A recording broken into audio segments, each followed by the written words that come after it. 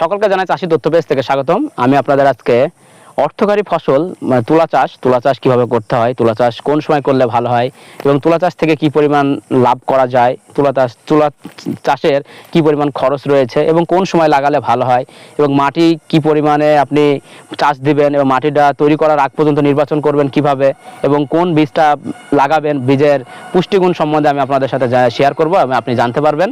তো আমাদের প্রথম থেকে শেষ পর্যন্ত ভিডিওটি দেখবেন। তো আপনারা দেখতে পাচ্ছেন এখানে প্রায় আপনার 20 কাঠা জমি নিয়ে আপনার তুলা চাষ করা হয়েছে।